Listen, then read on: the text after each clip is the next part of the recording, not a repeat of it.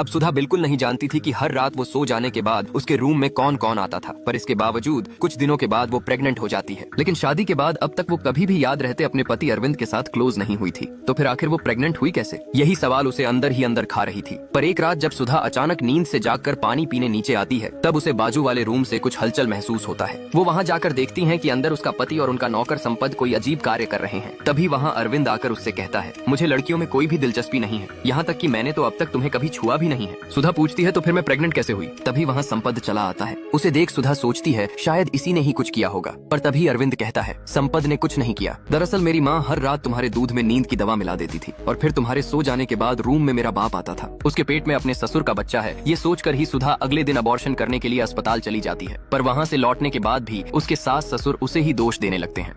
औरत को लड़की होने के कारण उसे नदी में फेंक देती है, लेकिन उसे ऐसा करते हुए ये आदमी देख लेता है और बच्ची को बचा लेता है। औरत देखती है कि उसने बच्ची को बचा लिया है तो अपने गुंडों को भेजकर आदमी को मरवा देती है। इधर गौरी 8 महीने बाद अपने पापा से मिलने वाली है। जब गौरी अपने पापा के पास आती है तो देखती है कि उसके पापा जख्मी हालत में पड़े थे और गौरी से कहते हैं, छोटी बच्ची को बचा लो, नहीं तो वे लोग उसे मार देंगे। अब गौरी कैसे भी आग में कूदकर बच्ची को बचाती है और गंगा मैया के आशीर्वाद समझ उसे अपनी बेटी बना ली। लेकिन गौरी जब अपने घर आती है तो गौरी के साथ छोटी सी बच्ची को देखकर उसकी चाची बोलने लगी, पता नहीं किसका गंदा खून लेकर आई है, और गाँव वाले भी गौरी को पता नहीं क्या क्या बोलकर गांव से निकाल देते हैं। अब गौरी अपनी बेटी को कहां लेकर जाएगी, हम नेक्स्ट पार्ट में देखेंगे।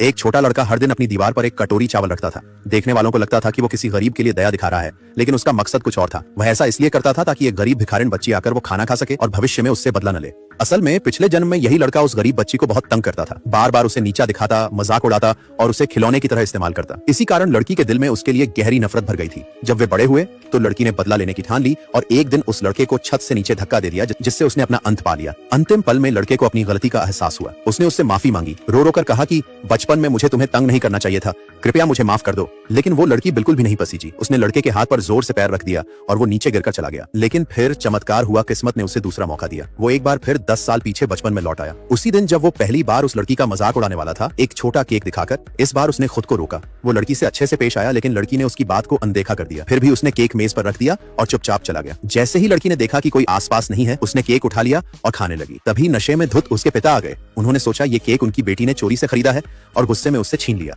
लड़का पहले तो चुप रहा, लेकिन जब देखा कि वो आदमी लड़की को पीटने वाला है तो बीच में आकर बोला, ये केक मैंने खुद उसके लिए खरीदा है। फिर भी शराबी बाप ने उसे धक्का दे दिया और लड़की को जबरदस्ती घसीटते हुए ले गया। अगली सुबह लड़के ने देखा कि वही लड़की कचरे से खाना खोजकर खा रही है। तभी उसकी दादी आई और बताया कि लड़की की माँ बहुत पहले मर गई थी और वो अब अपने शराबी बाप के साथ रहती है। वह बाप हर वक्त गुस्से में उसे मारता है, खासकर जब बाहर जाकर पैसे हार कर आता है। उसे ना खाना देता है ना प्यार। ये सुनकर लड़के का दिल पिघल गया। उसने रात का खाना और सब्जी एक कटोरी में रखकर लड़की के घर की दीवार पर रख दिया। जैसे ही लड़की ने वो खाना देखा, वो दौड़कर आई और भूखी शेरनी की तरह खाना खाने लगी। लड़के ने मन ही मन सोचा, मैं तो बस चाहता हूँ कि ये मेरे दरवाजे पर भूख से न मरे। लेकिन लड़की ने बदले में धन्यवाद कहना तो दूर, कटोरी ही दीवार से नीचे गिरा दी और तोड़ दी। लड़का गुस्से में बड़बड़ाया, इस नालायक लड़की को सबक सिखाना ही पड़ेगा। अगले दिन उसने कटोरी में खाना नहीं बल्कि सिर्फ एक टॉफी रखी और पास ही छड़ी लेकर छुप गया। वह चाहता था कि लड़की आए और इस बार उसे थोड़ा सबक मिले। पर जैसे ही लड़की बाहर निकली, लड़के ने देखा कि वो लंगड़ाकर चल रही थी। उसके शरीर पर चोट के निशान थे। वो दीवार के पास पहुंची, कटोरी में सिर्फ एक टॉफी देखकर भी खुश हो गई और उसे उठाकर जाने लगी। तभी लड़का सामने आ गया और पूछा, तू इतनी कमजोर और थकी हुई क्यों लग रही है? ये हालत कैसे हो गई?